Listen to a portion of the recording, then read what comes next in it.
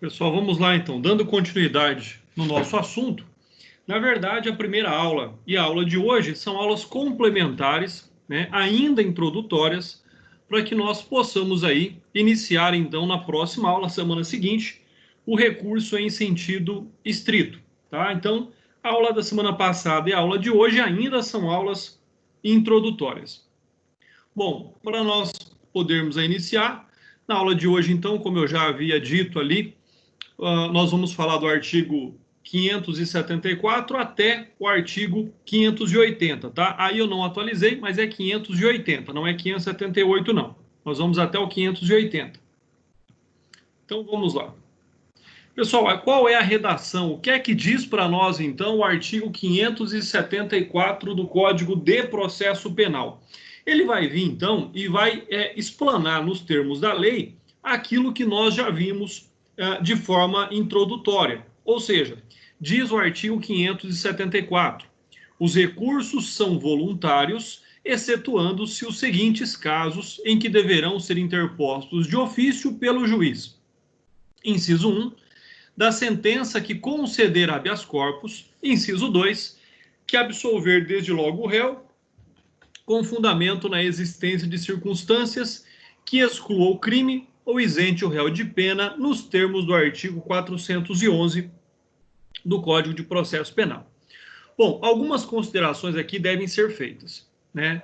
O que é que diz exatamente? Qual é o contexto aí do artigo 574? Primeiro, quando nós falamos em recurso, nós falamos que o recurso é o ato, né? É o meio capaz ali de se discutir, de se reanalisar uma sentença que não gerou, que não produziu, né, a paz social em alguma das partes. Então, ou seja, uma sentença de mérito, uma decisão de mérito que não agradou, que não correspondeu às expectativas de justiça de algumas das partes, seja da acusação, ali representada pelo Ministério Público ou pelo querelante, no caso da ação penal privada, ou seja, no caso da defesa, no caso daquele que está sendo acusado, no caso do réu. Então, isso é um primeiro aspecto. O que torna aí discutível o artigo 574 nos termos da doutrina, e não só na doutrina do Dr. Guilherme Nutt, mas na doutrina majoritária, é o fato que ele cita aí a possibilidade e a obrigatoriedade em alguns determinados casos do chamado recurso de ofício. Então, nós não poderíamos compreender e nós não poderíamos aceitar o fato de chamar de recurso o ato obrigatório de submissão de uma decisão a uma confirmação ou a uma reanálise. Por quê? O juiz não está, logicamente, recorrendo daquilo que ele decidiu. O juiz não contraria, ele não está contrariado com a sua própria decisão.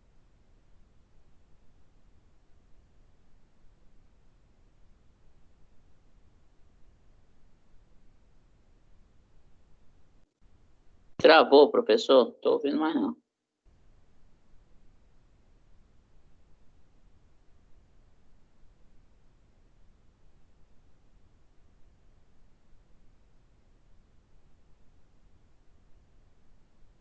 Então, esse é um primeiro aspecto aí, né? Ou seja, em tese, não é um recurso de ofício, mas sim, né, o exercício do duplo grau de jurisdição de forma obrigada.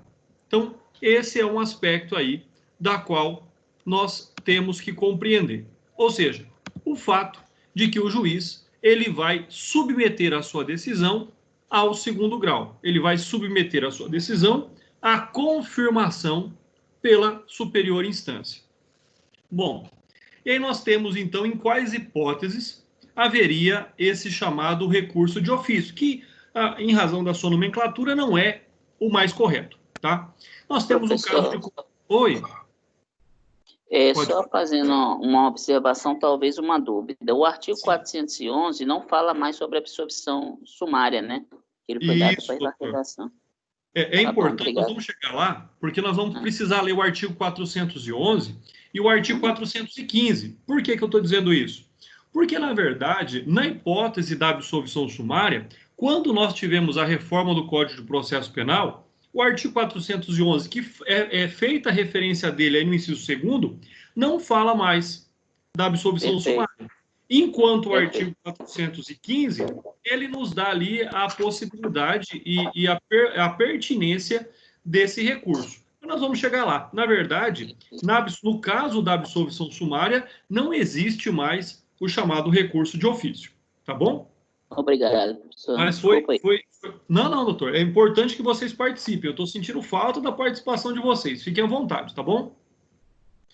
Obrigado. Então, lá no inciso 2º, nós temos lá da decisão que absolver desde logo o réu com fundamento na existência de circunstâncias que exclua o crime ou isente o réu de pena. E aí, muito bem como já apontou o doutor, o artigo 411 tem a seguinte redação. Pessoal, e é importante nós fazermos essa leitura para que nós possamos compreender as alterações aí que o nosso Código de Processo Penal sofreu. Diz o artigo 411, na audiência de instrução, proceder-se-á a tomada de declaração do ofendido, se possível a inquirição das testemunhas arroladas pela acusação e pela defesa, e nesta ordem, bem como aos esclarecimentos dos peritos, às acariações e ao reconhecimento de pessoas e coisas, interrogando-se em seguida o acusado e procedendo-se os debates. Ou seja, o que é que eu tenho no artigo 411? A dinâmica de uma audiência de instrução e julgamento. Ele vem lá no seu parágrafo 1º e vai dizer o seguinte: os esclarecimentos dos peritos dependerão de prévio requerimento e deferimento pelo juiz. Parágrafo 2º. As provas serão produzidas em uma só audiência, podendo o juiz indeferir as consideradas irrelevantes, impertinentes ou protelatórias. Parágrafo 3º. Encerrada a instrução probatória, observar-se-á, se for o caso, o disposto no artigo 384, que ali no caso seria a produção de provas. Parágrafo 4º. As alegações serão orais, concedendo-se a palavra respectivamente à acusação e à defesa pelo prazo de 20 minutos, prorrogáveis por mais 10 minutos. Então, os debates, né, as alegações finais de regra são orais. Se elas forem feitas por escrito, o juiz abrir prazo para as partes manifestarem, leva-se então ali o nome de memoriais. Parágrafo 5º. Havendo mais de um acusado, o tempo previsto para a acusação e para a defesa, para cada um deles, será individual. Parágrafo 6º. O assistente do Ministério Público, após a manifestação deste, serão concedidos 10 minutos, prorrogando-se por igual período o tempo de manifestação da defesa. 7º. Nenhum ato será adiado, salvo quando imprescindível a prova faltante, determinando o juiz a condução coercitiva de quem deva comparecer. Antigamente era dito que a pessoa era conduzida sob vara ao juízo para prestar os seus esclarecimentos, no caso aí testemunhas.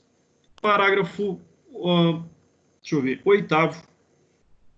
A testemunha que comparecer será inquirida, independentemente da suspensão da audiência, observada em qualquer caso a ordem estabelecida no caput deste artigo.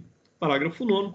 Encerrados os debates, o juiz proferirá a sua decisão ou a fará em 10 dias, ordenando que os autos para isso lhe sejam conclusos. Sabemos também que esse prazo de 10 dias é um prazo impróprio, no qual e normalmente não é cumprido pelos magistrados, levando-se aí em consideração a quantidade excessiva de trabalho. Bom, sabemos aí já então que no artigo 411 não fala nada sobre o recurso de ofício.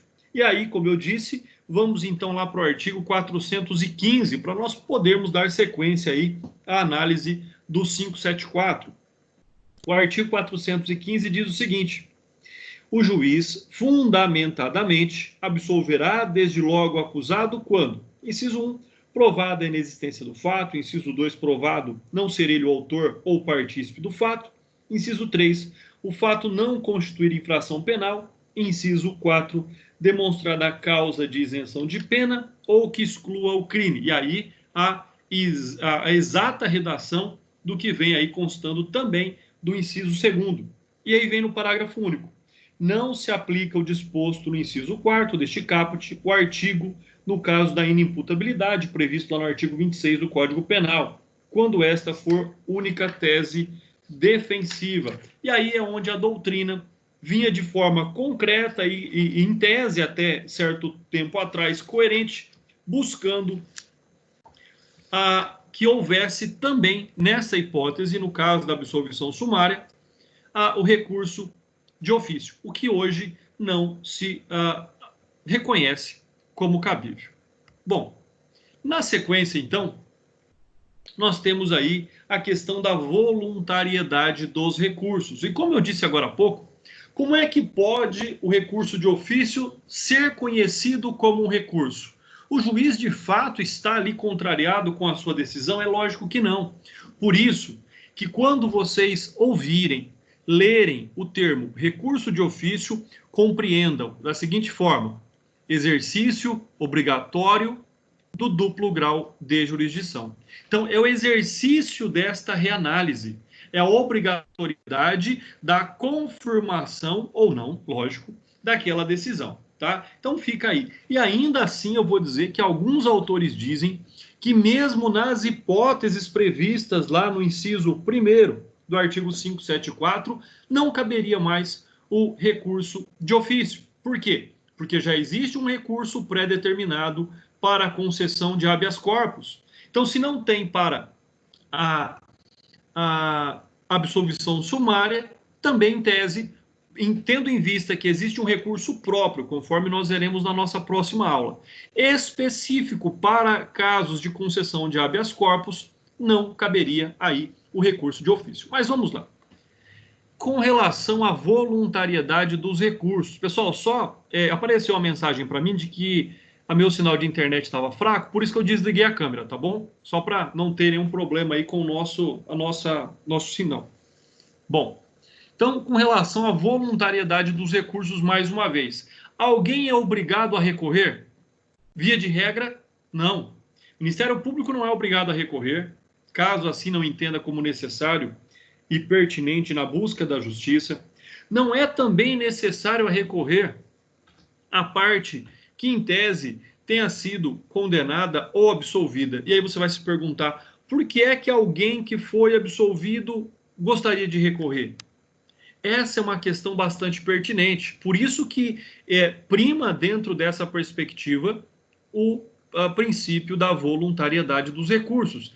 Imaginem só, é diferente alguém ser absolvido porque foi comprovado que ele não cometeu o crime, ou que o crime não cometeu, ou que ele não participou, de ele ser absolvido por insuficiência de provas. Então, percebam bem essa situação. Alguém que é absolvido pela comprovação de que ele não concorreu para a prática do ilícito, de alguém ser absolvido pela ausência de provas da acusação para a sua condenação. E a diferença está onde? A diferença está no fato dos reflexos civis de uma condenação penal, por exemplo, uma indenização. Então, mesmo alguém que foi absolvido, ele pode recorrer para tentar modificar o dispositivo da sua absolvição. Então, esse é um fato bastante importante também quando nós falamos em voluntariedade. Quando nós falamos em voluntariedade, tem um outro aspecto fundamental. Qual é esse aspecto? Quando a defesa recorre, se desejar, pode desistir do recurso. Então, ou seja, recorreu, mas aí foi verificar, foi analisar, foi conversar com o cliente, ele falou, olha, doutor, eu não quero recorrer não, vamos desistir desse recurso, eu já quero começar a cumprir essa pena logo, eu já quero ficar livre disso, né? Então, ou seja, isso pode acontecer. E aí, então, a defesa tem todo o direito de desistir do seu recurso. Agora, o que vem aí a mudar a situação quando nós observamos a questão da acusação? O Ministério Público não pode desistir do seu recurso. O que é que pode acontecer? Nós sabemos que pode, por uma hipótese, o Ministério Público recorrer para que a condenação seja, por exemplo, aumentada em quantidade de pena, mas depois, analisando, refletindo, ele observa que não há necessidade. O que ele faz, então? Ele já fez a petição de interposição do recurso. Nas razões do recurso, pode o Ministério Público, seja pelo mesmo promotor ou por outro promotor, garantida a independência deste, manifestar que a sentença seja mantida como prolatada pelo juiz. Não há nenhuma incoerência, não há nenhum impedimento que isso venha acontecer, seja pelo próprio promotor que interpôs o recurso, seja por um outro promotor que foi lá intimado para apresentar as razões de um recurso já interposto. Então, voluntariedade, fora aquela hipótese que nós veremos agora, que é o recurso de ofício, ninguém é obrigado a recorrer e a defesa se interpôs. Oi? Explica melhor para mim, depois que ele interpõe, o Ministério Público interpõe um recurso, nas alegações lá do recurso, ele pode desistir, é isso? Não. Esse é o detalhe, doutor. Ele não pode desistir. Ele não pode dizer que ele não quer o julgamento do recurso. O que pode acontecer? Vamos tentar visualizar um caso concreto. Imagine o seguinte: um promotor passa ali pela comarca como promotor substituto e ele protocola, por exemplo, a interposição do recurso de apelação, por exemplo. Então, ele tem mais 8 dias para apresentar as razões. O que vai acontecer? Nesse prazo de 8 dias, ele é transferido e vem um outro promotor para aquela comarca. E aí o promotor, analisando, foi intimado para apresentar as razões daquele recurso de apelação, ele veio e falou: olha, mas não tem fundamento aqui, por exemplo, para aumentar a pena. A pena já foi compatível, a pena que o juiz aplicou já é uma pena justa. O que é que o promotor, então, nessa hipótese, tem que fazer para garantia da justiça? Ele vai manifestar nas razões de interposição do recurso, não desistindo, mas ele vai manifestar que seja mantida a sentença conforme prolatada pelo magistrado de primeira instância como meio de garantia da justiça. Pronto. Então, ou seja, ele não pode desistir, mas ele pode manifestar que não há necessidade de provimento daquele recurso. Ou seja, que não há necessidade de modificação daquela sentença. Então, essa aí é a possibilidade. Mas desistir do recurso, dizer, olha, eu desisto do recurso, requeiro que o processo não seja encaminhado ao tribunal e que não haja análise da sentença, aí ele não pode mais. Entendeu, doutor? Entendi, professor. Tá, mas isso só seria um segundo promotor. Quem interpôs não pode. Aí vem o detalhe, doutor. O que acontece? Não há nenhum impedimento legal, de que o promotor que tenha interposto um recurso tenha que fazer as razões recursais pedindo a alteração. É lógico que fica incoerente. Por que ele recorreu, então, se ele não quer o aumento daquela pena, se ele não quer a mudança daquela decisão? E para isso ele pode fazer um esclarecimento. Ele pode dizer o seguinte: o presente recurso foi interposto sem, por exemplo, maior cuidado da análise da prova ou da sentença, e aí ele pode esclarecer o fato de que agora ele não deseja mais a reforma da sentença. Mesmo assim, o processo vai subir para o tribunal e o tribunal vai analisar a decisão do juiz para ver se ela precisa ou não ser reformada. Por quê? Porque quando uma petição de recurso ela é interposta, devolve-se para o tribunal a análise sobre toda a matéria. Ou seja, não só sobre aquilo que foi dito nas razões do recurso. É lógico que, se não foi pedido, o tribunal não pode reformar aquela sentença para piorar a situação do réu. Mas nessa hipótese que eu disse, o que vai acontecer? Vamos pensar em última hipótese, vamos pensar numa situação ainda mais tardia. O promotor vai lá, interpõe o recurso, por exemplo, de apelação, apresenta as razões pedindo o aumento da pena e o processo sobe para o tribunal. O tribunal marca, então, o julgamento deste processo. E o Ministério Público manifesta que ele quer fazer, por exemplo, a sustentação oral lá no tribunal. Aí você pergunta, mas como é que o Ministério Público vai fazer a manifestação oral se lá no tribunal já tem o Procurador de Justiça, que é o Ministério Público em segundo grau? Mas mesmo assim não impede que ele vá lá e diz, olha, eu recorri, mas hoje eu mudei de ideia, as provas me convenceram do contrário, e eu não quero mais eu não desejo, nos termos das provas dos autos, a reforma da sentença. Então, perceba, doutor, que na busca daquilo que é justo, a todo e qualquer momento, pode aí o Ministério Público se manifestar, mesmo contra a interposição do recurso. Mas o que ele não pode fazer? Não pode desistir do recurso. O recurso, depois de interposto pelo Ministério Público, ele vai ter sequência, independentemente se nas razões ele ratifica o pedido de modificação da sentença para aumentar a pena ou acrescentar, por exemplo, alguma circunstância agravante, ou se ele muda de ideia e manifesta, então, pela manutenção da sentença nos termos em que ela foi ali prolatada. Entendeu, doutor? Perfeito, doutor. Ela é a função também do Ministério Público ser fiscal da lei, né? Então, ele tem que, nessa situação, se tiver algo que seja injusto ou sem direito, ele também pode se manifestar em favor do réu. Nem sempre doutor, ele está ali para acusar. Tanto pode quanto deve. Esse que é a grande questão, né? Na verdade, ele deve mais do que pode. Esse que é o grande questão. Eu já vi isso num tribunal de júri, que o promotor até pediu para retirar uma pena que não achava justo. É a busca da justiça.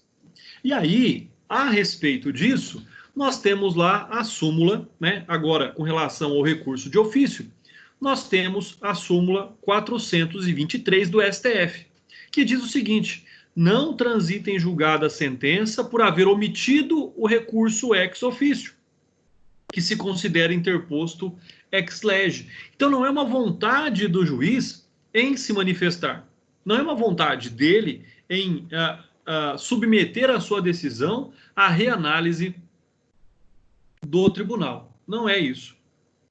Mas é uma questão que está prescrita e prevista na lei. Então, ou seja, é uma hipótese em que o juiz não pode, né, ali ainda onde existe, por mais que, como eu disse, já exista aí uma linha doutrinária que diga que não existe mais o recurso de ofício, né, com a Constituição Federal de 1988, ela teria extirpado esta figura. Por quê? Porque, olha só, por mais que exista aí, então, a súmula 423, que diga o seguinte: enquanto não for analisado o recurso de ofício, não transita em julgado. Olha como isso é importante. A reanálise daquela decisão impede o trânsito em julgado. Então, é uma questão aí bastante importante. Por isso que ainda ele existe, porque essa súmula ela vem segurando a presença ali do recurso de ofício. Mas não é de se desconsiderar, por exemplo, aquilo que diz o artigo 129, inciso 1º, também da Constituição Federal, que vem dizer que atribui exclusivamente ao Ministério Público a titularidade da ação penal. Assim, caso o juiz considerasse interposto um recurso, sem haver qualquer requerimento das partes, estaria agindo de ofício e movimentando a ação penal, valendo-se de legítima iniciativa. Por quê? Porque o juiz não tem iniciativa processual. O juiz não tem condição de interpor uma ação. O juiz não pode promover uma ação penal, né? Por isso que essa reanálise, esse exercício do duplo grau de jurisdição obrigatório, por muitos, não é considerado como um recurso. Mas ele existe? Existe. Essa reanálise de algumas decisões ainda existe. E nós vamos ter outros exemplos. E aqui eu já cito mais um, por exemplo. Uma ação de reabilitação criminal. Aquela pessoa que foi condenado, passa-se pelo menos 2 anos, ele cumpre todos os requisitos e ele quer, então, ocultar aqueles antecedentes criminais. Então, nós entramos com uma ação de reabilitação criminal. Para os atos da vida civil, ele volta a ser réu primário. Então, se, por exemplo, uma certidão de antecedentes criminais para levá-la no trabalho, ele voltou a ser réu primário, né? Logicamente que para a justiça, aqueles antecedentes criminais eles vão ficar somente ocultos. Mas por que eu estou dizendo isso? Porque quando o juiz dá lá a sentença dizendo o requerente, e isso é uma ação penal, a ação de reabilitação criminal é uma ação penal.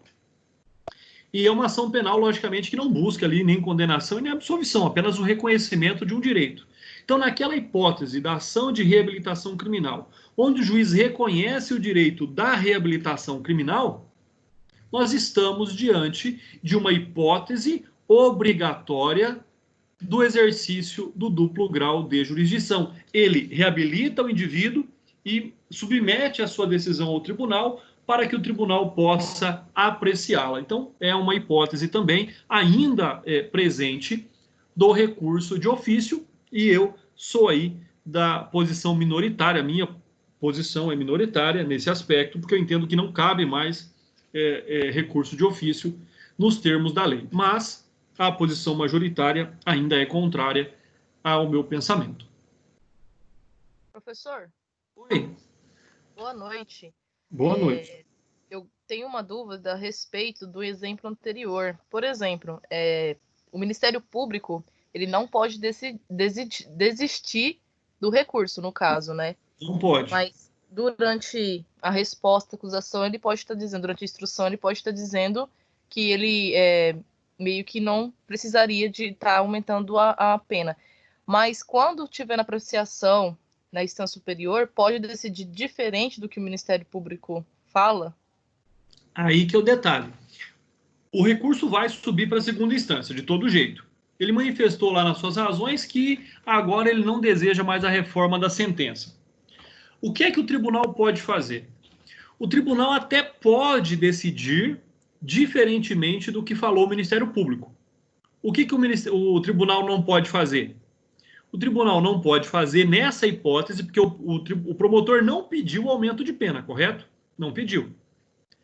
Então, nessa hipótese, o tribunal pode até modificar a sentença em algum aspecto, mas o tribunal não pode modificar aquela sentença para aumentar a pena daquele condenado ou para piorar a situação dele. Então, o tribunal até pode modificar, por exemplo, ao invés de, vamos supor, o recurso, a decisão do juiz era uma absolvição. O tribunal entende, por exemplo, que a absolvição por falta de provas não é adequada, que deve ser uma absolvição porque ficou provado que ele não cometeu o crime. Então, olha como o tribunal agiu naquela sentença, modificou a sentença, mas para benefício do réu. Nessa hipótese, onde o Ministério Público não deseja e não pediu em nenhum lugar o aumento da condenação ou a piora daquela decisão, não pode o tribunal fazer. O tribunal só pode mudar alguma coisa se for ainda em benefício do réu. Tá bom? Certinho, professor. Muito obrigada. Joia. Qualquer coisa é só perguntar aí. Pessoal, vamos lá então. Sentença concessiva de habeas corpus em primeiro grau. Então, olha só. O habeas corpus é uma outra questão bastante interessante que nós vamos ver lá na frente.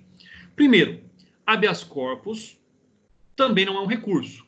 Habeas corpus é uma ação penal, é um pedido, né? Habeas corpus nada mais é do que aquilo que o direito constitucional chama de remédio constitucional, para salvaguardar garantias fundamentais. Bom, o que nós temos?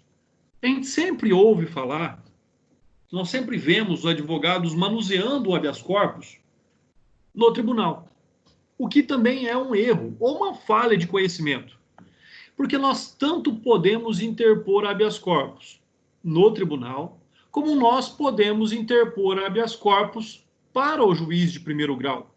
E, na prática, se vocês fazem estágio, raramente ou com pouca frequência, vocês vão ver advogados entrando com habeas corpus em primeiro grau. Então, essa aqui é a hipótese quando o habeas corpus ele é interposto em primeiro grau. Ou seja, então, naquela hipótese em que eu entrei com habeas corpus para o juiz, por exemplo, que determinou a prisão cautelar, prisão provisória do meu cliente. E nesse pedido de habeas corpus,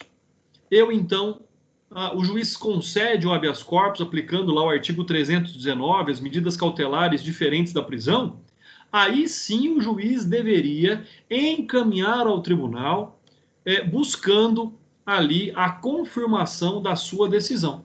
Então, nessa hipótese que nós temos aí, é somente quando o habeas corpus for interposto perante o juiz de primeiro grau, tá? Então, essa é uma situação bastante interessante também. Por quê? Porque na prática ela não é muito visualizada. nós sempre vamos ver o habeas corpus quando interposto em segundo grau. Então, essa é uma questão bastante interessante aí sobre o duplo grau de jurisdição com recurso de ofício quando é interposto o habeas corpus perante o primeiro grau. É lógico que o habeas corpus não está ligado somente à liberdade física, né, dos indivíduos. Nós vemos aí como tem, por exemplo, aí ao final a jurisprudência do Tribunal de Justiça de São Paulo, né, que é, por exemplo, o caso do recurso em sentido estrito contra uma ordem tributária. Então, nós temos que analisar também isso de uma forma um tanto quanto mais ampla, tá? Mas, na prática, é um recurso, né, se assim a doutrina o chama, e a literatura também o chama, pouco manuseado em primeiro grau. A gente vê sempre o habeas corpus sendo interposto ao tribunal. Por quê? Existe uma certa razão também para isso. Porque o que acontece? Eu, particularmente, como advogado criminalista, o que é que eu faço? Um juiz, por exemplo, determina a prisão, converte a prisão provisória, converte em preventiva. Eu vou lá e entro com um pedido de liberdade provisória. O juiz nega. Eu entro com habeas corpus para ele de novo. Ele nega. Ou seja, isso vai demonstrar o que para o tribunal? Que nós tentamos todos os meios em primeira instância e aí então foi necessário, né, como última hipótese, recorrer ao tribunal para a garantia da liberdade daquele indivíduo. Mas o que eu vejo na prática? Mandou prender, a pessoa nem faz, o advogado nem faz o pedido de liberdade provisória e já está entrando com o habeas corpus no tribunal, sem exaurir aqui em primeira instância todas as medidas cabíveis para tentar garantir, né, que o cliente ou a cliente responda aí o processo em liberdade. Então, fica aí essa questão do habeas corpus, talvez aí a questão mais pertinente é a interposição dele em primeiro grau, e não, como nós vemos aí usualmente, a interposição do habeas corpus em segundo grau.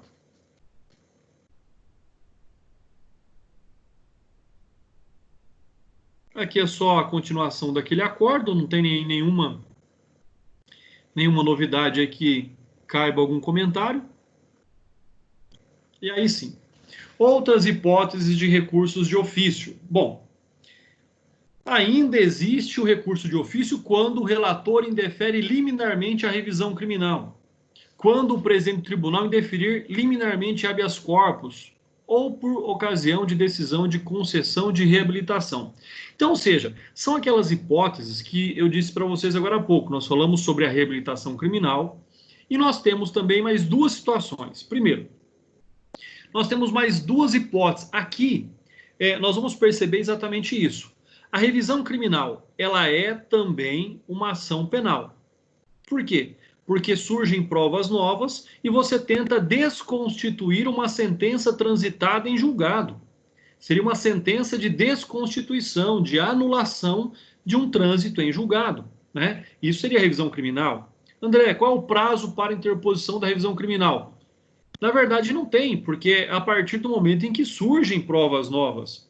A revisão criminal ela pode ser interposta até mesmo posteriormente ao óbito do condenado.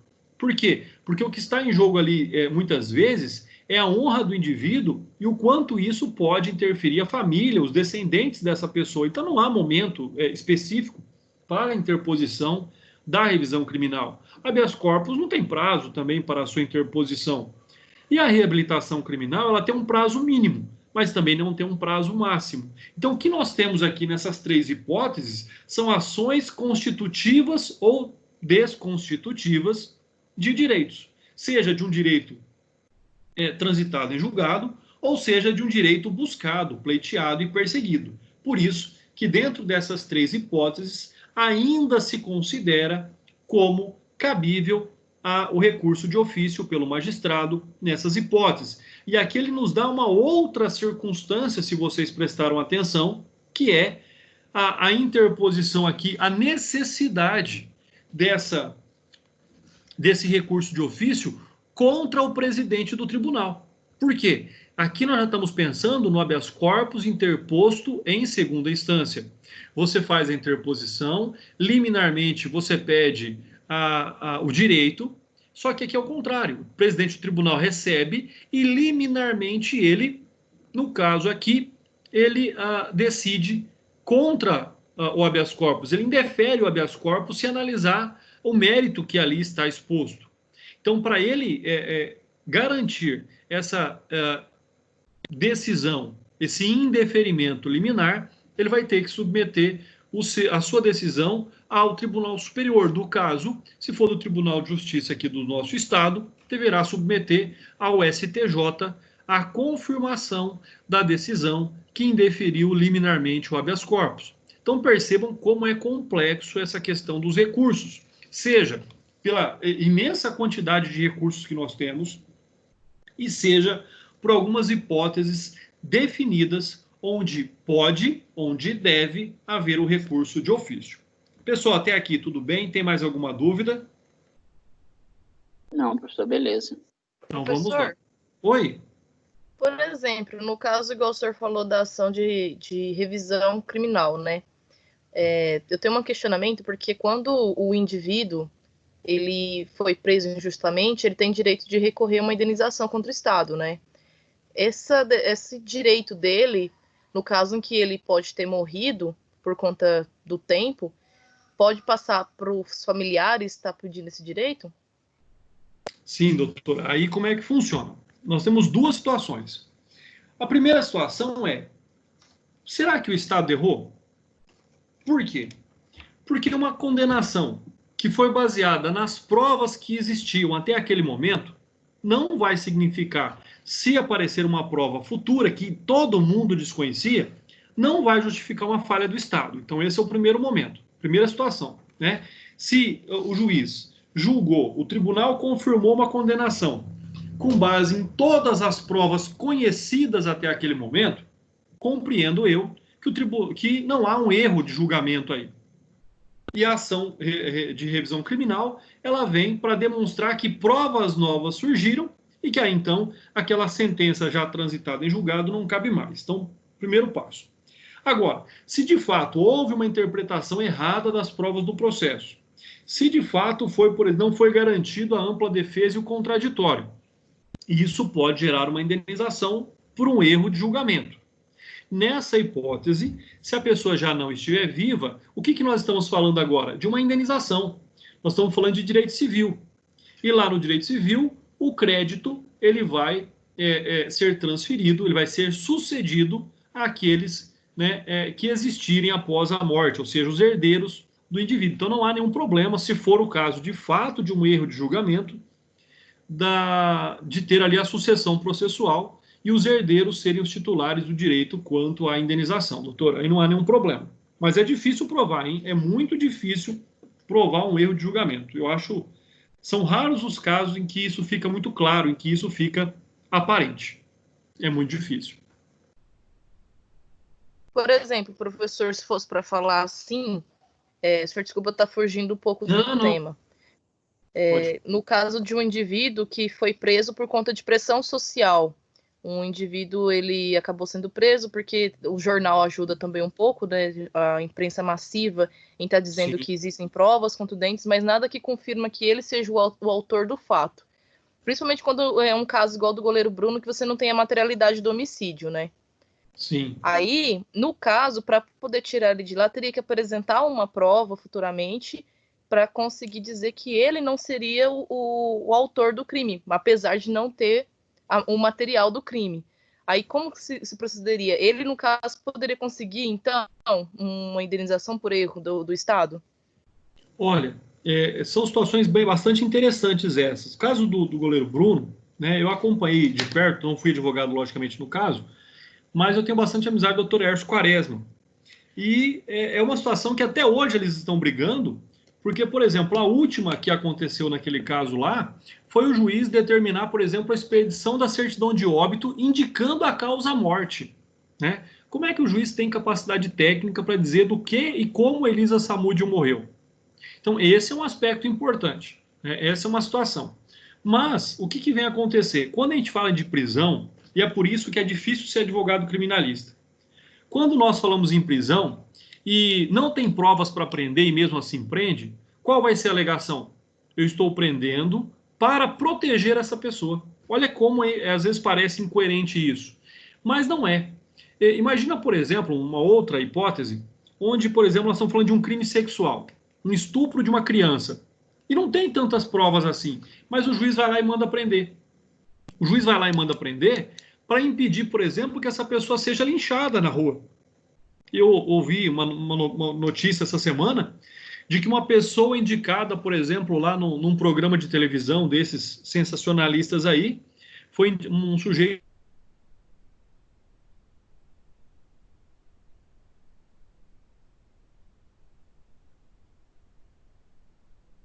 O professor travou. Cortou, professor. Foi a Paola, ó, falou do Big Brother, ela ficou brava. Pessoal, estão me ouvindo? Agora tô. Travou, o que aconteceu? Travou, aí, a gente não ouviu mais nada.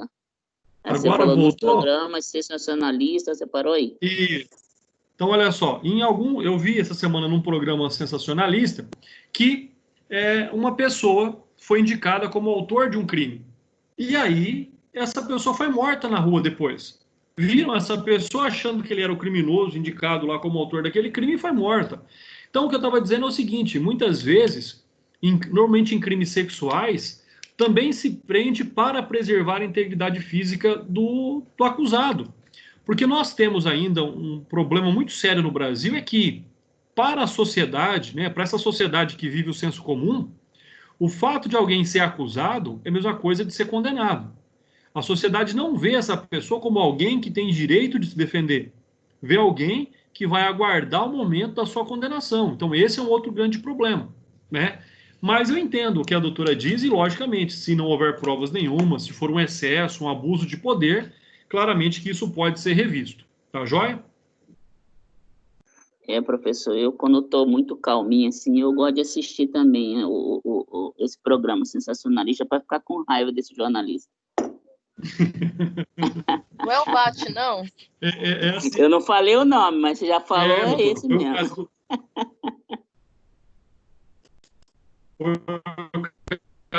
Parece que deu problema o comentário dele lá. E agora fica difícil, né? Bom, pessoal, vamos lá. Artigo 575. Pessoal, vocês vão me controlando o horário aí, porque eu já perdi a noção e eu vou falando, tá bom? Artigo 575 diz o seguinte: não serão prejudicados os recursos que, por erro, falta ou omissão dos funcionários, não tiverem seguimento ou não forem apresentados dentro do prazo. Então, olha só, o que é que esse artigo está dizendo para nós? O artigo 575, né, em alguns casos, logicamente que ele já nem é utilizado, porque o processo penal, quando nós lemos o Código de Processo Penal sem as devidas atualizações, ele fala do processo físico. E no processo digital, hoje em dia, né, não precisa mais dessa atuação constante dos funcionários para que o processo tenha sequência. Já são atos quase que automáticos. Então, mas num processo físico, onde eu vou lá, por exemplo, e protocolo um recurso, e aí o funcionário do tribunal esquece, por exemplo, do meu recurso, eu estou vivendo um caso desse. Olha só, um tribunal do júri, eu fui lá e interpus o recurso, só fiz a petição de interposição. O que é a petição de interposição? Que diz, eu quero recorrer. Só isso. E, nos termos do artigo 600, parágrafo 4º do Código de Processo Penal, eu disse o seguinte, eu vou apresentar as razões recursais lá no tribunal. Pessoal, para que o advogado faz isso? Isso é uma técnica. Por quê? Porque eu tiro a oportunidade do Ministério Público apresentar as contra-razões ao meu recurso. Fazendo isso, eu digo que eu quero recorrer, o juiz tem que mandar o recurso para o tribunal, e lá no tribunal eu vou ser intimado para apresentar as razões, e aí o procurador de justiça vai apresentar as contra-razões, ou seja, eu vou passar ali, eu vou pular o promotor de primeira instância, ele não vai manifestar sobre o meu processo, sobre o meu recurso, na verdade, né? Ele não vai manifestar. E o que é que aconteceu? Olha só, é o fato que nós estamos analisando. Eu fiz a interposição do recurso. O promotor também recorreu. O que aconteceu? O promotor eu fui intimado a manifestar em contra-razões ao recurso do Ministério Público, ou seja, as duas partes recorreram. Eu fiz a interposição, o Ministério Público apresentou suas razões. Nessa hipótese, quando chegou lá no tribunal o recurso, o que é que o funcionário do tribunal fez? Dormiu no ponto. Por que ele dormiu no ponto? Ele não viu a minha petição de meia página dizendo que eu queria interpor o recurso de apelação. E mandou para o relator só o recurso do Ministério Público, e mandou para o procurador do Estado só o recurso do Ministério Público. Aí, vendo essa situação, eu manifestei no processo, lá no tribunal, já no recurso, dizendo, olha, esqueceram do meu recurso. Eu interpus o recurso, até agora não fui intimado para apresentar as razões. E não posso ser prejudicado pela conduta de um funcionário que não prestou atenção nos autos. Então, ou seja, é essa a hipótese do artigo 575. Então, agora, eles vão ter que buscar outras formas, eles vão ter que voltar tudo, vai ter que desconsiderar a manifestação do relator, vai ter que desconsiderar a manifestação do procurador de justiça, abrir o prazo para apresentação das razões dos recursos da defesa, e aí o processo segue. O que não pode acontecer é a defesa ser prejudicada, que é o que diz o artigo 575. Não serão prejudicados os recursos que, por erro, falta ou omissão dos funcionários, não tiver segmento. No caso, o nosso recurso da defesa não teve segmento. Por quê? Porque nós não fomos intimados nos termos do parágrafo 4º do artigo 600 do Código de Processo Penal para a apresentação das razões. Então fica aí uma questão também prática sobre isso que nós estamos aí estudando. Na sequência, né, nós estamos falando do que, na verdade? O que é que representa o artigo 575? Ele representa o desvio da administração pública. Tanto se critica a administração pública, tanto se fala da administração pública que ela é morosa, né, que ela é lenta, que ela deixa de cumprir a sua função de forma célere. Então,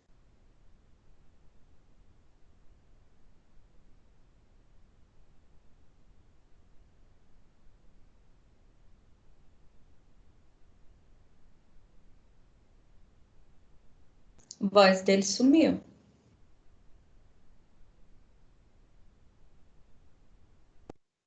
Travou. Tá aí, Luz? Firme e forte, linda, maravilhosa. Ó. Professor? Clauberto. Presente. alô, pessoal. Ô, Estão me professor. ouvindo? É melhor Agora não dar sim. muito não, hein? Porque tá caindo toda hora, professor. Então, ó, E aí, nós pessoal? somos brasileiros, não desistimos nunca. Por aí O mesmo. pessoal derruba a gente levanta e continua. Vamos lá de novo, pessoal. Tô Aí só- aqui. Se cair, a vocês gente- não vai embora, não. Espera eu. Tá, a gente entendeu só essa parte aí que você tá falando da celeridade que é a justiça. A gente reclama que a justiça é lenta, não é célere. Isso, da Exatamente. morosidade. Isso. E aí, pessoal, a hora que cair, porque assim, não cai para mim, tá bom? Eu continuo ouvindo vocês, tá? Para mim não trava nada. Então, quando cair, vocês já me avisam aí, fala, que aí eu já paro de falar, tá bom? Porque para mim não tá caindo, só tá caindo a vocês me ouvirem só.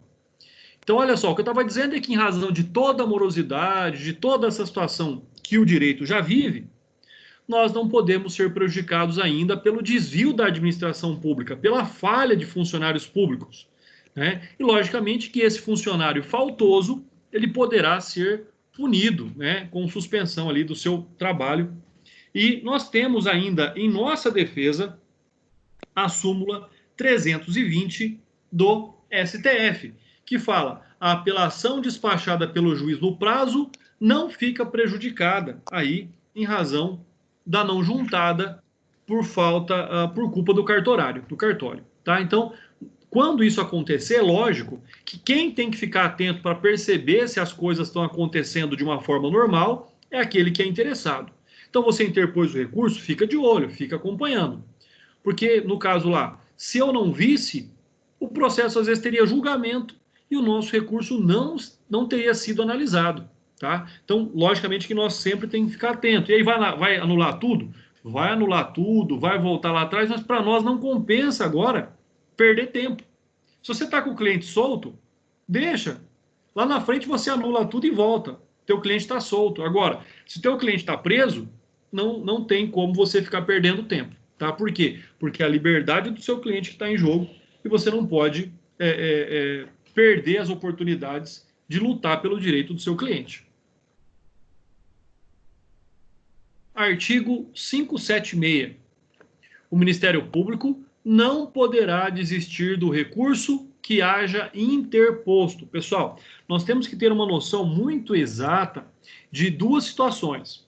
Uma coisa é a interposição do recurso, outra coisa é a apresentação das razões, e outra coisa ainda é o recebimento do recurso. Por quê?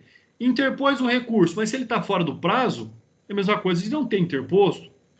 Interpôs o recurso, mas não preenche os requisitos da interposição, da mesma forma, é a mesma coisa que não ter sido interposto.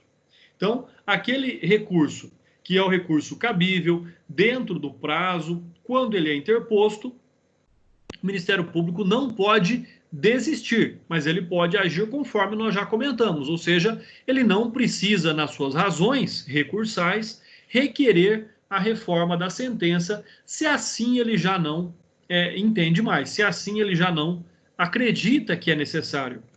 E aí, olha só, nós temos em razão disso aquilo que nós chamamos da independência funcional, né? Isso é bastante interessante, principalmente quanto ao Ministério Público. O Ministério Público, como são os membros do Ministério Público, muitas vezes eles são rotativos nas comarcas, eles cumulam muitas comarcas, o membro do Ministério Público, às vezes, durante um processo, pode passar 4, 5 promotores diferentes no mesmo processo, manifestando naquele processo. E cada um pode ter a sua visão diferente sobre o direito daquela pessoa. Então, fica aí também essa questão, nós já falamos bastante sobre a não possibilidade de desistência do recurso pelo Ministério Público, mas é muito importante falar nesse momento também que vocês poderão encontrar posicionamentos diferentes de promotores diferentes dentro do mesmo processo, tratando do mesmo tema. E não haverá nenhum problema, não haverá nenhum prejuízo com relação a isso, tá bom? Então, só para frisar aí, que eu acho que nesse ponto seria talvez aí a questão mais importante, pessoal. Se tiverem alguma dúvida, estou aqui também à disposição de vocês. Só para esclarecer mais um pouquinho, olha só, eu gosto muito de analisar jurisprudência e súmula. E vocês que estão aí para prestar OAB, para prestar concursos públicos, pessoal, é fundamental estudar súmula e jurisprudência, principalmente do estado em que você vai prestar o concurso público. E nós temos aí um julgado do Tribunal de Justiça de Minas Gerais que diz o seguinte: o recurso interposto por um promotor de justiça e arrazoado por outro membro do Ministério Público, no sentido de manutenção da sentença de primeiro grau, deve ser conhecido, em atenção à impossibilidade de desistência do recurso interposto pelo órgão acusatório, nos termos aqui do artigo que nós estamos estudando, que é o artigo 576, decorrente da indisponibilidade da ação penal, que está lá também citada no artigo 42 do Código de Processo Penal. Então, façam aí a anotação do artigo 42 e busquem a leitura desse artigo depois, bem como pelo princípio da independência funcional, nos termos da legislação própria, que é o artigo 127, parágrafo 2º da Carta da República, ou seja, da Constituição Federal, pessoal. Então, fica aí também esse julgado do Tribunal de Justiça de Minas Gerais, que diz que não tem problema se um promotor interpõe o recurso, outro manifesta diferentemente com a intenção de recorrer, mesmo assim esse recurso vai ser conhecido pelo tribunal, ou seja, o que é ser conhecido? Ele vai ser analisado pelo tribunal e nessa análise, logicamente, o tribunal não pode decidir ou modificar a sentença em prejuízo do réu. Qual súmula mesmo, professor?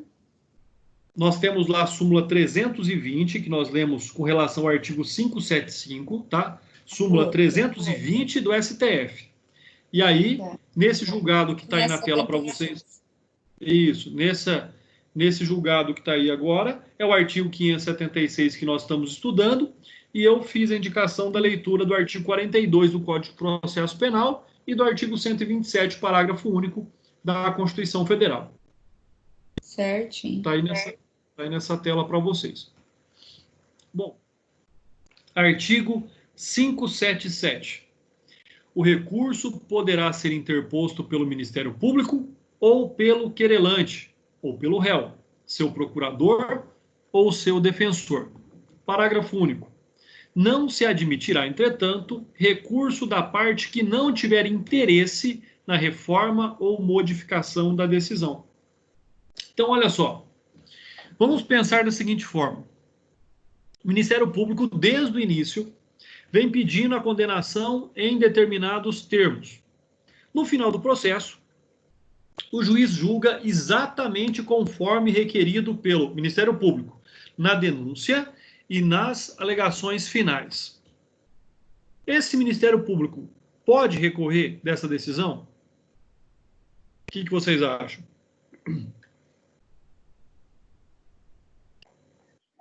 Pode repetir essa...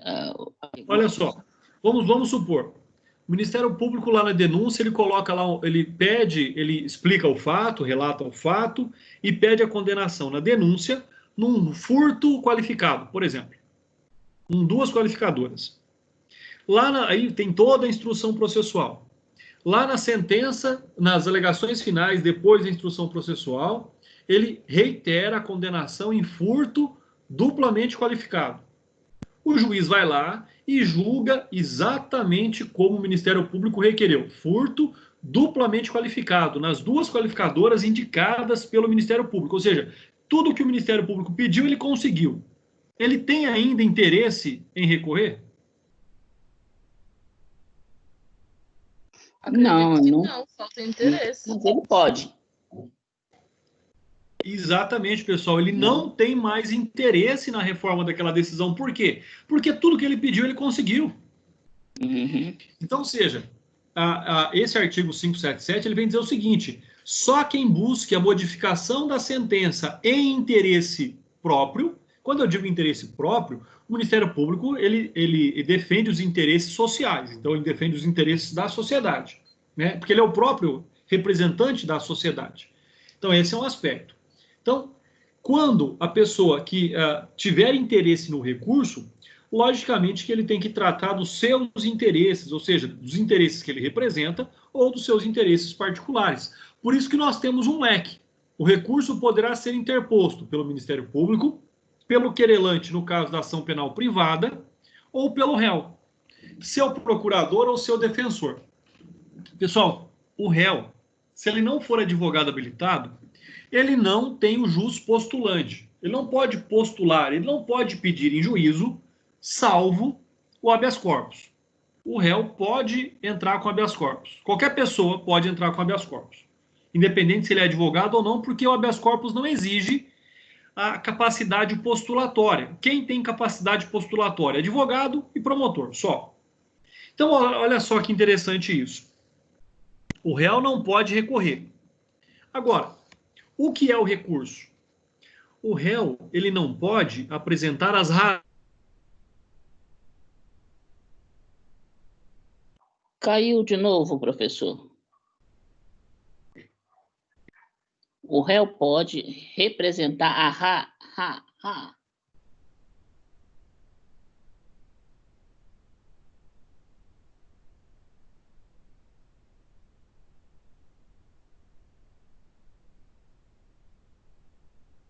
O réu pode representar a raiva que eu estou passando.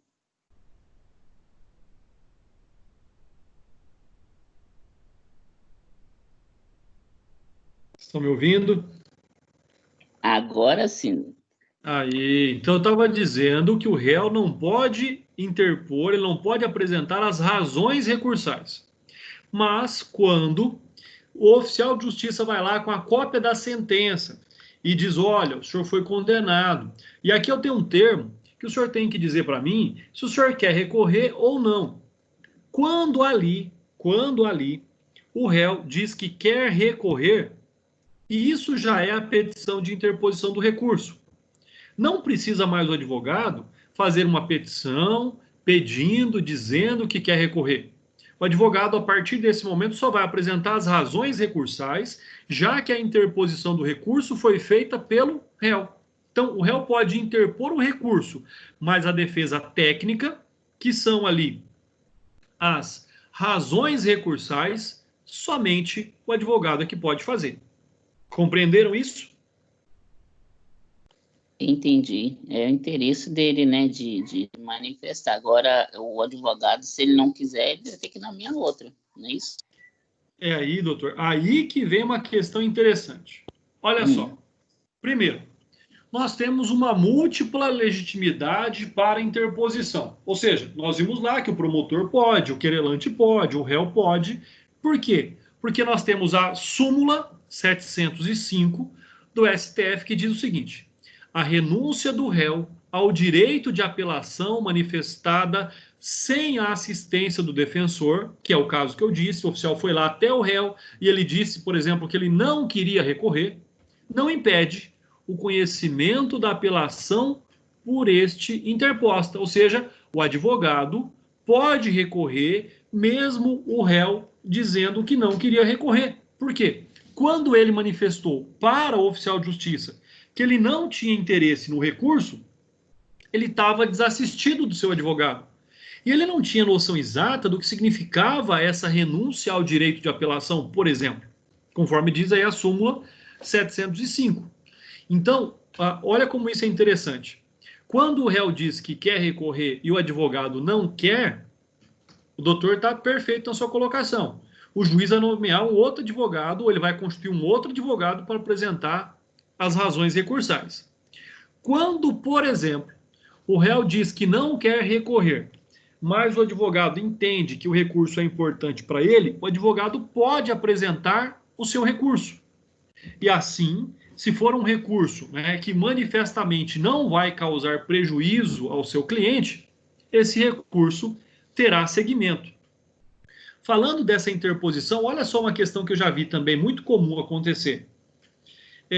O réu, durante o processo, ele estava com advogado dativo, advogado do Estado, né? Aqui no Estado de São Paulo, nós temos um convênio entre a OAB e a Defensoria Pública, porque nós não temos defensores suficientes para acompanhar a população. Então, os advogados da OAB fazem essas manifestações aí, eles recebem por isso. E aí, quando saiu a condenação do réu, o advogado nomeado pela OAB apresentou o recurso. Como o réu, a pessoa já tinha sido condenada, ele não confiava mais nesse advogado. Então, ele foi lá e contratou um outro advogado particular só para apresentar o recurso. O advogado particular foi lá e apresentou o recurso também. Ou seja, o réu tinha dois recursos, falando sobre a mesma sentença condenatória. Qual que é a decisão correta numa situação dessa? Manda os dois recursos para o tribunal, e lá no tribunal, o tribunal, como vai, a partir desse momento, ter ampla liberdade em reanalisar o processo todo, então, aquilo que foi pedido de melhor num dos recursos e aquilo que foi pedido no melhor em outro recurso, os dois recursos serão analisados pelo tribunal para buscar a melhor análise, né, do direito daquele que foi condenado. Então, não há nenhum problema. Importante dentro desse nosso estudo aqui do 577 é dizer que se o réu quiser recorrer, o recurso tem que ser interposto. Se ele, pelo advogado dele ou por qualquer outro advogado. Se ele não quiser recorrer, o advogado, visualizando a necessidade de um recurso e sabendo que esse recurso não vai causar nenhum prejuízo para o seu cliente, pode recorrer e esse recurso será analisado pelo tribunal. E aqui, na verdade, ele vem dizer aquilo que eu já disse para vocês. Eu acabei me adiantando aí, né, em que o recurso pode ser interposto por outro defensor. É a mesma coisa. possibilidade de trâmite concomitante de 2 recursos. Pessoal, olha só, já tinha explicado já isso também, né? Então não há nenhum problema, não há nenhum impedimento de ter 2 recursos lá interpostos por 2 advogados diferentes, é lógico, na defesa da mesma pessoa.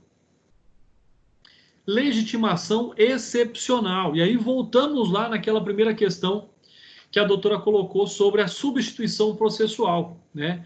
Aqui no processo penal, nós também temos a substituição processual. Ou seja, há ainda a possibilidade do ofendido e das pessoas que o se sucederem na ação penal, como cônjuge, ascendente, descendente ou irmão, oferecerem recurso, ainda que não sejam habilitados nos autos, como assistentes da acusação, como o juiz julgar extinta a punibilidade do réu e impronunciá-lo ou absolvê-lo. Logicamente que aí, respeitadas as regras estabelecidas no artigo 584, parágrafo 1º, 598 do Código de Processo Penal. O que significa isso? Vamos supor, a esposa não quer recorrer. A pessoa morreu. Vamos pensar assim, o réu morreu. Aí você vai dizer, bom, mas se ele morreu, extinguiu a punibilidade. Tá bom. Mas você, como filho, vai querer que seu pai seja lembrado como um criminoso? Não. Então, ou seja, o que se busca ali não é mais a questão de cumprir ou não pena, porque não tem mais pena para ser cumprida, extinguiu a punibilidade.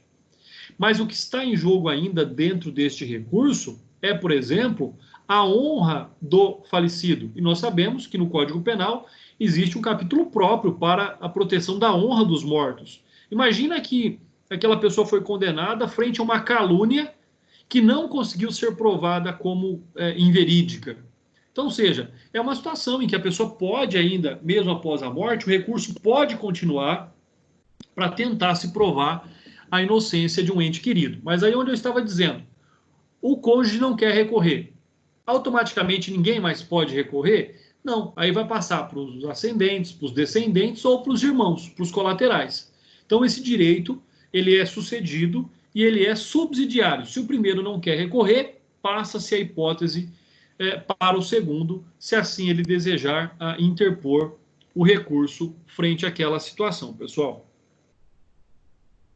O interesse recursal do Ministério Público, nós temos aí, então, né, que ainda que o Ministério Público tenha pedido a condenação e funcione no processo como um órgão acusatório, como muito bem lembrou o doutor agora há pouco, o Ministério Público, ele é aquele que está ali a custos legis, ou seja, como fiscal da lei, né? Então, por exemplo, o Ministério Público, por mais que ele é o acusador daquele caso, ele pode, por exemplo, interpor um recurso para pedir, por exemplo, a diminuição da pena. É possível, né, que o Ministério Público haja também desta forma. Então, o Ministério Público ele está ali para buscar a condenação, e ele não abre mão desse interesse, mas ele busca que a condenação seja justa. Então, ele tem a oportunidade de interpor um recurso para que a pena seja dosada no limite certo. Então, o Ministério Público ele tem interesse recursal, tanto pela manutenção de uma condenação,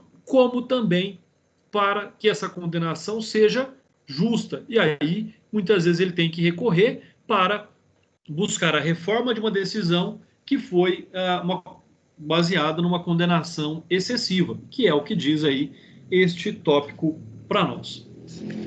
Uma outra situação, que é a que nós comentamos, que é do interesse recursal e morte do réu. Nós não podemos aqui confundir a extinção da punibilidade com o interesse que existe em razão da manifestação dos parentes ou do representante legal deste réu morto. Por quê? Porque o reflexo numa esfera civil vai atingir diretamente os sucessores do réu, por exemplo, numa ação de indenização. E essa ação de indenização vai ser executada sobre o patrimônio que este réu morto deixou. Então, ou seja, é importante muitas vezes que haja um recurso mesmo após a morte do réu, por exemplo, para se impedir, para se minimizar as consequências lá na esfera civil. Pessoal, não tem como, né? Independentemente da área do direito que a gente mais goste, seja civil, penal, tributário, todas as áreas elas trabalham de formas interligadas. Num momento ou no outro, você vai ter que lidar com outro ramo do direito frente a sua atividade profissional. Artigo 578. O recurso será interposto por petição ou por termo nos autos, assinado pelo recorrente ou seu representante. Parágrafo 1º. Não sabendo ou não podendo o réu assinar o nome, o termo será assinado por alguém a seu rogo na presença de duas testemunhas. Parágrafo 2º.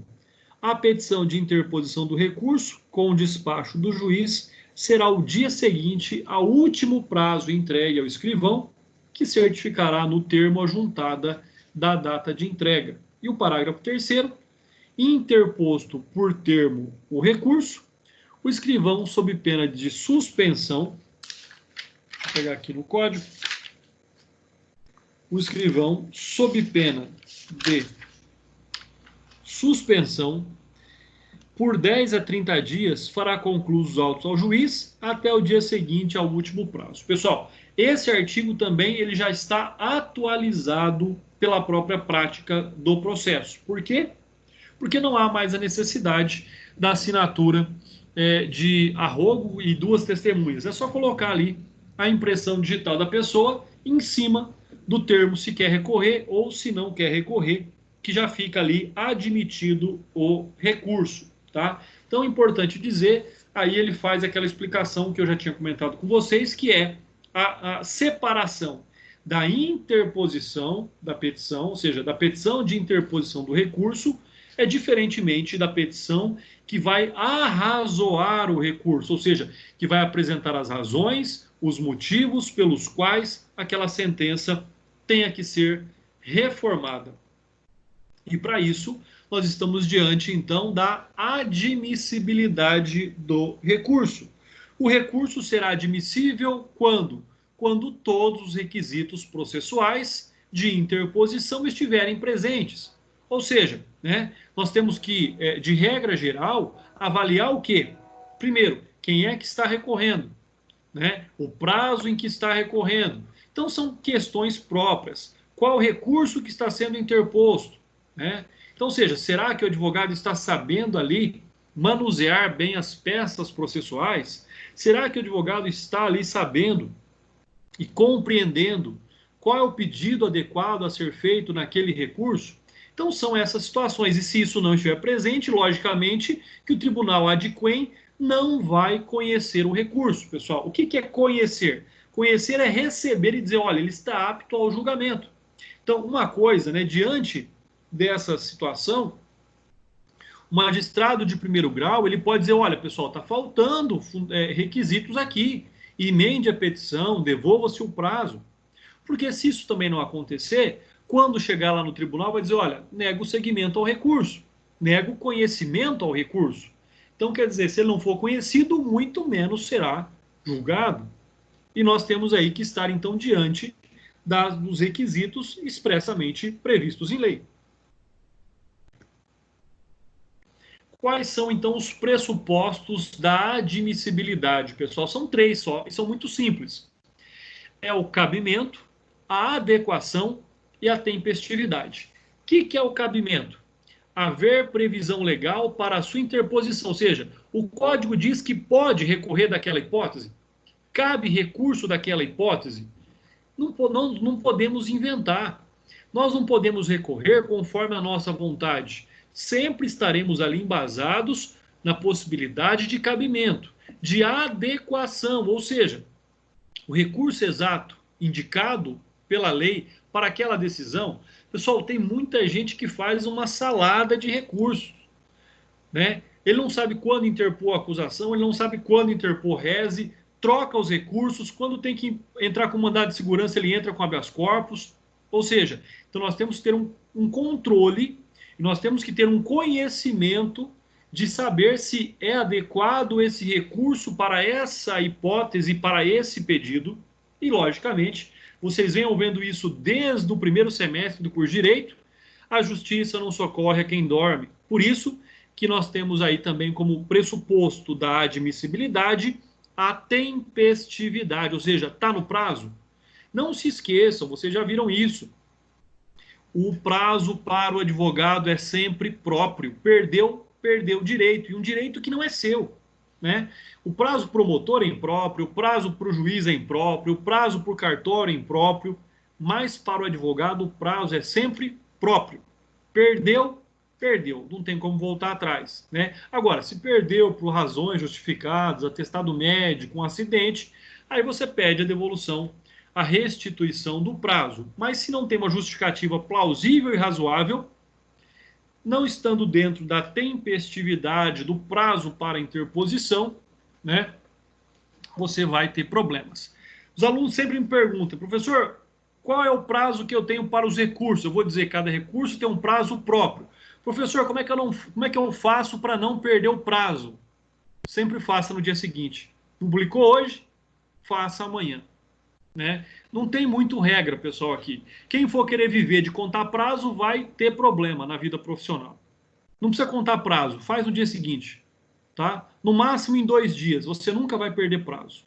Salvo, logicamente, legislações específicas, como a legislação eleitoral, que conta os prazos em minutos. Mas, via de regra, no processo penal, não deu para fazer no dia, faz no dia seguinte. Não deu, faça no próximo. Sempre você estará dentro do prazo e não terá problemas com perca de prazo, tá?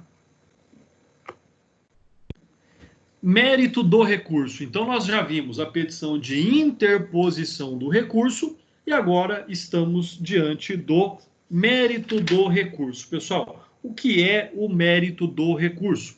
O mérito do recurso é quando nós vamos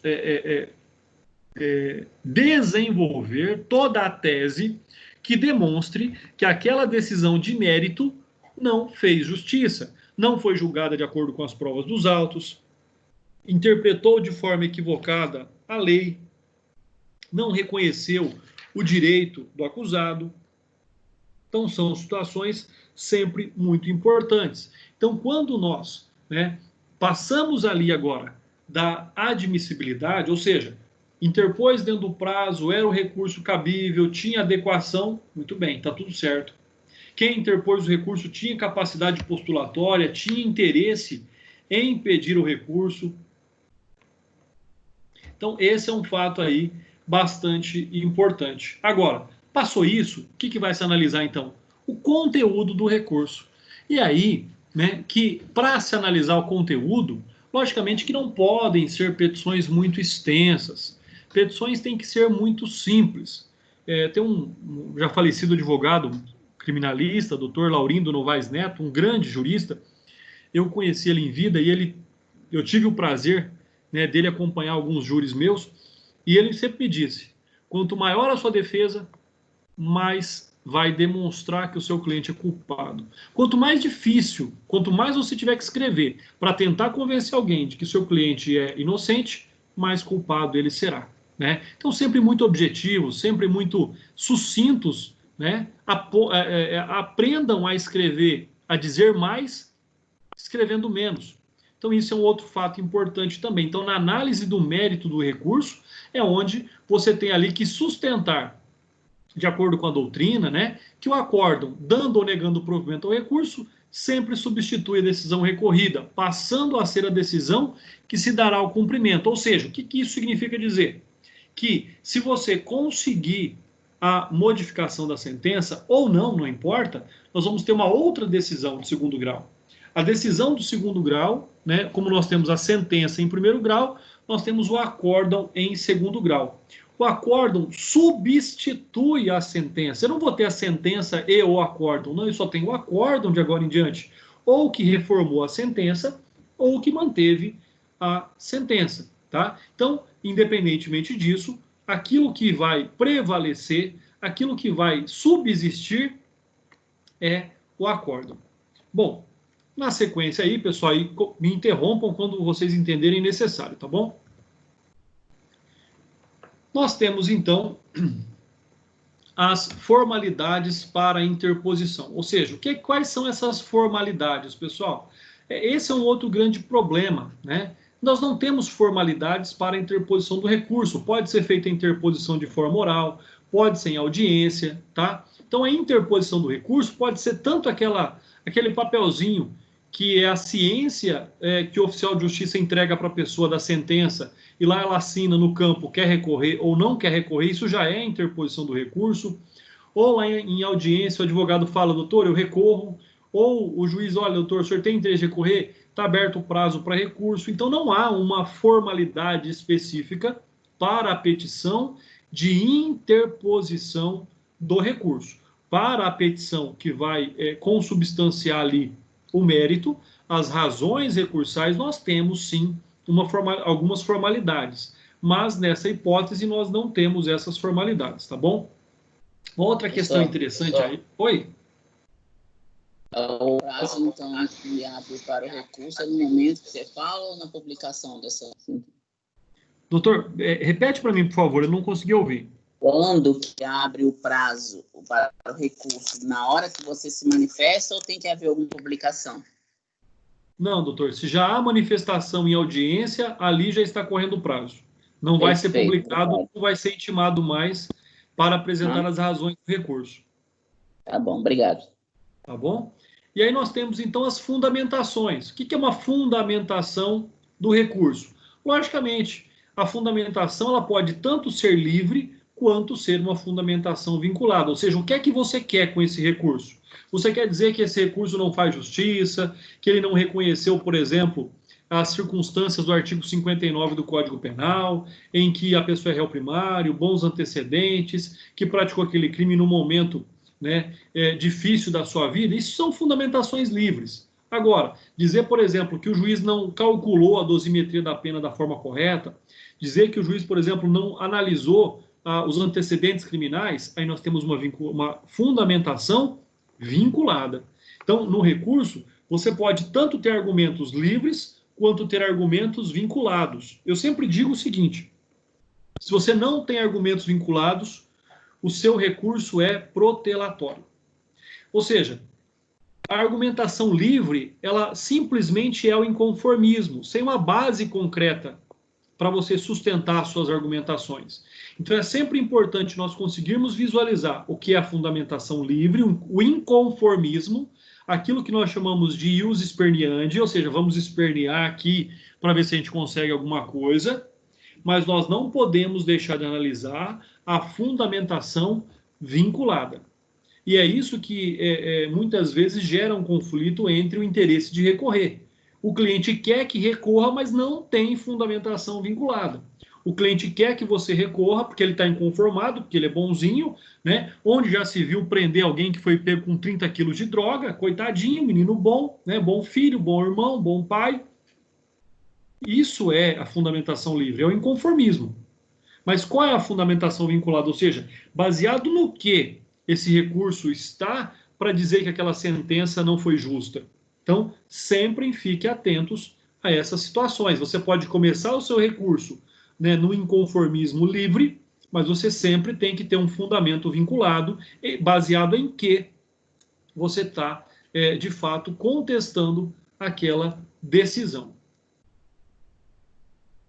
Dispensa de formalidades aqui, né, quando eu digo lá na interposição da petição de interposição do recurso, nós já falamos sobre isso. Professor? Oi. 8h10. Já estamos terminando já, está quase, só mais um minuto. Então, quanto aí à dúvida, quanto à tempestividade, né, deve ser decidida sempre em favor do processamento do recurso, ou seja, está em dúvida, perdeu o prazo, não perdeu o prazo, né, teve lá, por exemplo, uma falha do sistema do Tribunal de Justiça em receber o recurso, na dúvida, sempre aí favorável ao réu para o recebimento do recurso. Impedimentos ao processamento ou conhecimento do recurso. Pessoal, aqui é importante, se não der tempo, não tem problema, é 8h15, não é?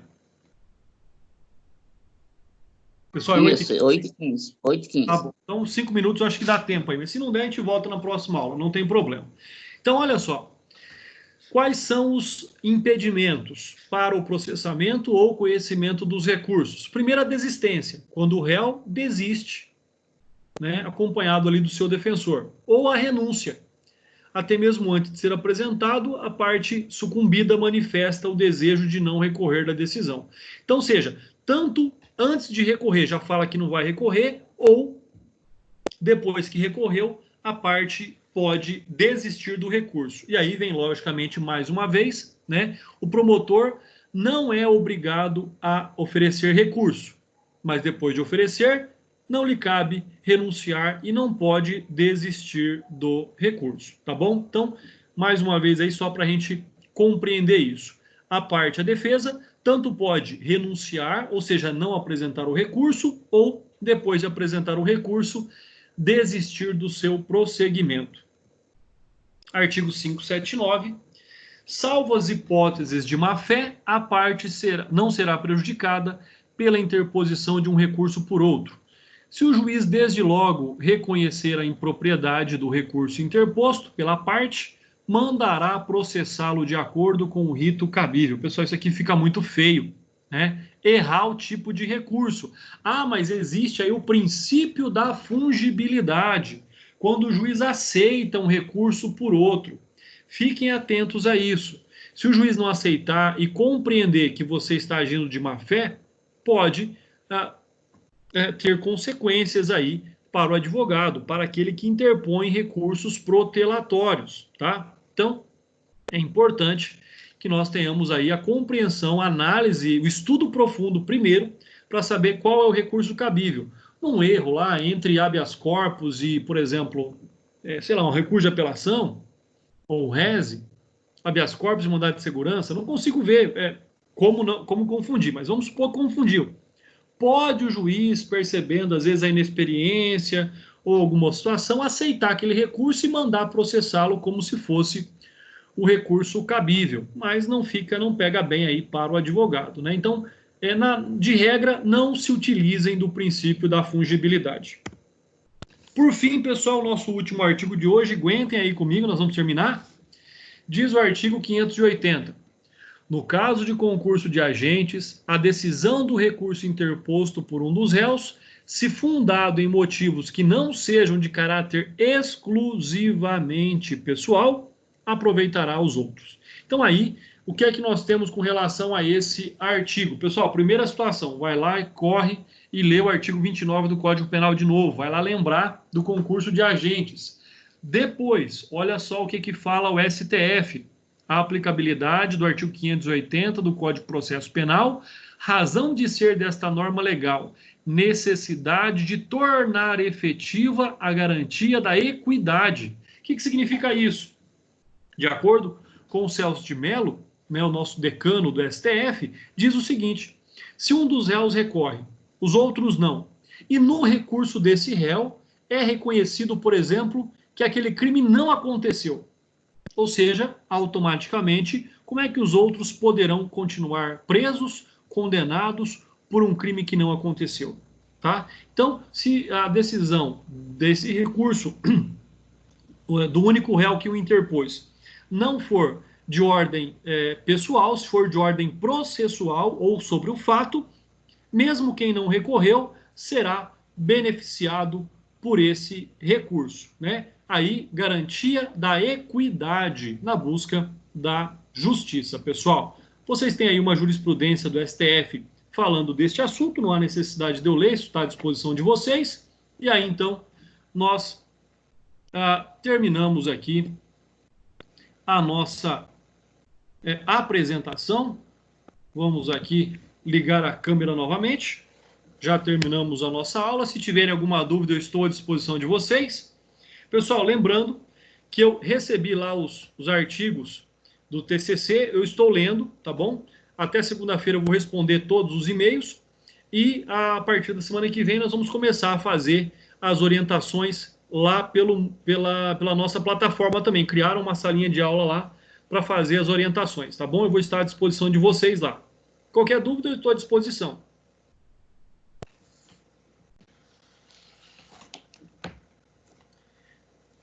Pessoal, não havendo dúvidas, uma boa noite a todos, bom descanso e bons estudos. Um abraço.